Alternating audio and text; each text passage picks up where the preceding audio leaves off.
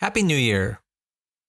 Today's an interesting talk because we're going to be talking about a thing called mosaicism, which is where a person can have DNA different throughout their body.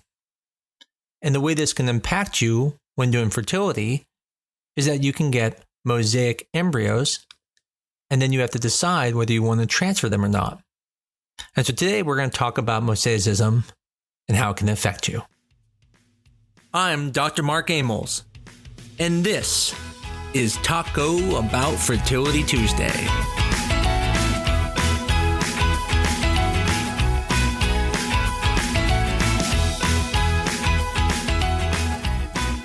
Mosaicism is a very interesting thing because humans can be walking around where some of their DNA is different than some of their DNA in other cells. And we actually see this all the time. When I say all the time, not meaning everybody, but it's more common than you think.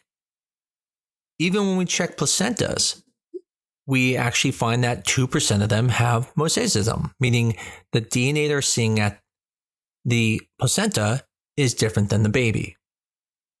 Now, on this talk, we're going to talk a little bit more about how it affects fertility patients, but I think it's important to understand what mosaicism means and understand it's not just about fertility, but in fertility, it does have an important part.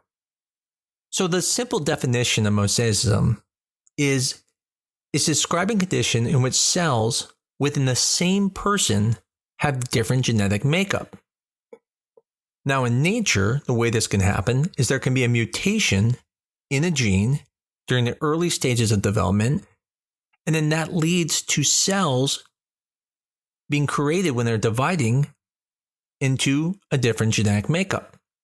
So depending on where it is in the cell division, you can have half the embryo being different, or you can have a portion of the embryo being different. Any part of the cellular body can be affected. And this can basically lead to a wide range of problems. Sometimes no problems. There are many women who end up not getting their period and find out they have Turner syndrome. Turner syndrome is where they're missing one of the X chromosomes. But there are some women who have mosaic Turner syndrome, where they have half of their body has DNA that has Turner syndrome, and the other half doesn't. And so these women can sometimes have variable amount of early menopause, depending on how much mosaicism there is. The way to think of that is if someone has a high percentage of their cells with the abnormal DNA, then they're going to have more likely have the symptoms. If they have fewer cells with the DNA problem, then they're going to less likely have the symptoms. It'd be like if your friend brought over their homemade pico de gallo and they tripped and some of it fell into your grape pico de gallo, you would then wonder, well, what percentage do they have? If they had a small percentage fall into your pico de gallo, it's probably fine. But if it was a lot, theirs isn't as good as yours, so it may mess up the whole bowl. Now, although we want to define mosaicism so you understand it, that's not really what this talk is about. What this talk is about is that when you test embryos, sometimes they'll come back as mosaic. And what that means is some of the DNA in some of the cells is normal, and some of the DNA in the other cells is abnormal. Now, probably the biggest thing that's going to happen at this point is you're going to be quite disappointed, and you should be. I mean, here it is, you did this test, you wanted to find out that your embryos are normal, and instead you're being told it's mosaic, which, first of all, you have no idea what that means, and if you do, maybe because you listened to this Taco Bout Fertility Tuesday, but if you didn't, you're wondering, does this mean I have an abnormal embryo? And the simple answer is no, the embryo is not abnormal, but it's also not normal. Now, what's important to understand is that when we do pre-genetic testing, the testing isn't perfect. And one of the things that has been known is that there's a higher incidence of mosaic embryos than we see naturally, which means that there is either a couple things going on here. One is that there is mosaicism at the embryonic stage, and then it's being corrected, or the test is likely creating a false sense of mosaicism when it really isn't there. And we know it's likely a little bit of both. We know that the embryos do self-correct a little bit, but we also know that the testing does show higher rates of mosaicism. And as a matter of fact, different platforms have different rate of mosaicism. So one company may have like a 5% mosaicism rate, whereas another one might only have a 1% mosaicism rate. And it has to do with the type of technology they're using. Now, that doesn't mean one platform is better than the other, and I don't want anyone to think that. Really what you need to think is that when it comes back mosaic, it doesn't mean you can't use that embryo. It just means it's not as clear cut. The way you really need to think of your embryos is that you actually have an embryo that's in 3 different states. Kind of like Schrodinger's cat, where the cat was both alive and dead in the box until you opened the box. Well, in this situation, your embryo is one of 3 states. It's either normal, abnormal, or truly mosaic.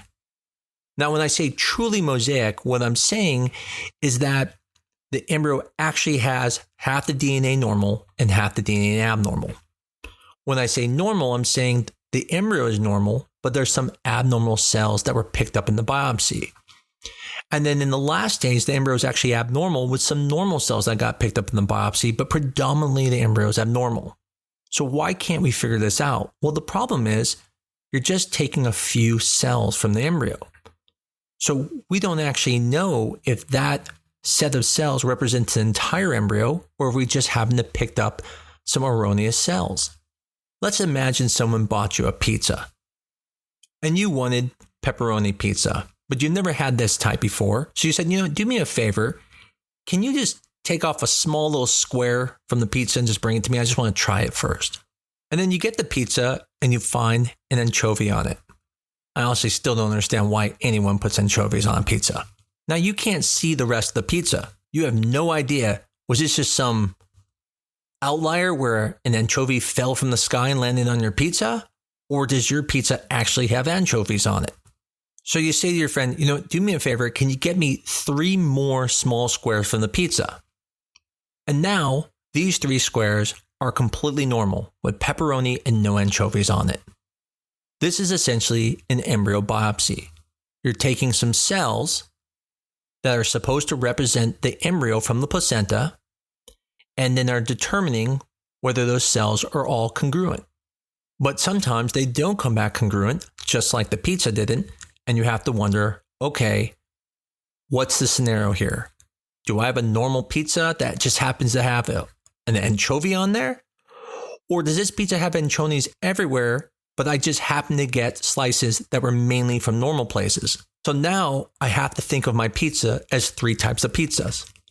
It's either a pizza that's completely normal with maybe 1 or 2 anchovies that just happen to fall on them, or my pizza is actually an anchovy pizza and I just happen to get biopsies from areas that didn't have anchovies, or someone made this a half and half, where half is anchovies and half is pepperoni. The problem is, all I have is these biopsies. So how am I going to figure this out?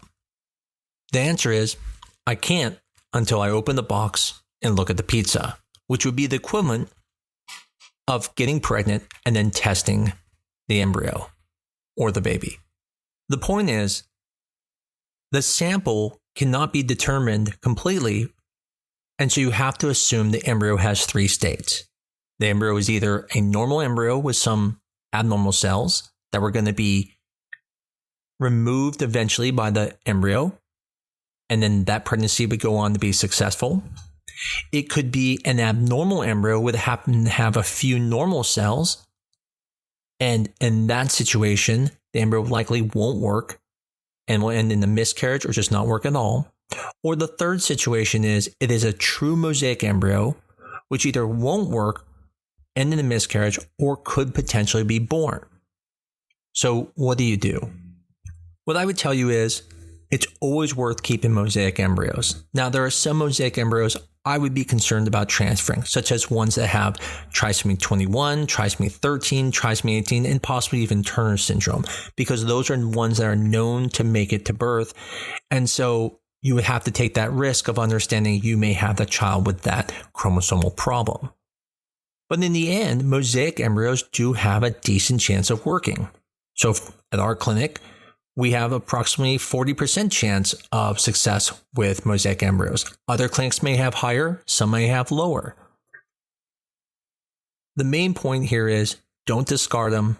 They potentially can be used, but they should be used last. Always use your euploid embryos first. We have had many pregnancies from mosaic embryos. Now, one question that may come up is some places will decipher mosaic embryos into low mosaic or high mosaic. And what that's really talking about is saying, is it less than 50% of the embryo that's abnormal, or is it greater than 50%? And there has been studies that have looked at this and found that when it is a low mosaic, it does have a better chance than a high mosaic. Now, a high mosaic does not mean that it's not going to work. It's just saying that statistically, there is less chance because more of the cells are abnormal. Just like if I got that pizza and more of the biopsies had anchovies on, I think it's more likely a full pizza that's anchovies. Now, what some of the studies have shown is that when there are multiple mosaic problems, then that can also lead to it not working and has a lower chance of having success. So what would that mean when it comes to the pizza? So let's say in addition to an anchovy, I happen to also notice that someone put this healthy thing called broccoli on my pizza, which is disgusting as well. And so now I'm thinking, wow, there's a good chance I'm not going to like this pizza. It has 2 problems already on it. Well, the same thing with the embryo, the more problems you find, even if they're mosaic, eventually there's a higher chance that one of them are going to be real, which would then lead to you not having success with that embryo, just like a higher chance of me not enjoying that pizza because it probably has anchovies or broccoli on it. In the end, these are always decisions you have to make with your reproductive doctor. You need to talk to them about your scenario, what your chromosomal mosaicism is, and whether it's the right decision for you to transfer the embryo. Obviously, if you have 8 embryos that are 4 girls, 4 boys, and you have a mosaic embryo, you're probably going to transfer the normal embryos first. Same thing is if you have the ability to get more embryos through IVF, you probably will get more embryos. But if you're like some people where all you have is mosaic embryos, or it's your last one and you want to use it, there's nothing wrong doing that. You just need to talk to your doctor to make sure it's the right plan for you. And if you're one of those patients who ends up doing IVF and all that comes back as mosaic embryos, it is really disappointing because the whole reason you did this was to prevent this type of scenario. And so you feel somewhat cheated because you went through this to prevent this. What I can tell you is this isn't the clinic's fault. It's nobody's fault. It's just that science isn't perfect. But the good news is because science isn't perfect, you can put that embryo back and you can come away with a healthy pregnancy. As I start this new year with Taco Bout Tuesday, there's one big change I've made. I no longer am going to post these at midnight on Tuesdays, but we'll post them around 8 p.m. on Tuesdays. And that's 8 p.m. Arizona time. As always, I completely appreciate everyone who listens to these. And as always, please tell your friends about them. Give us good reviews if you like it so more people can learn about it.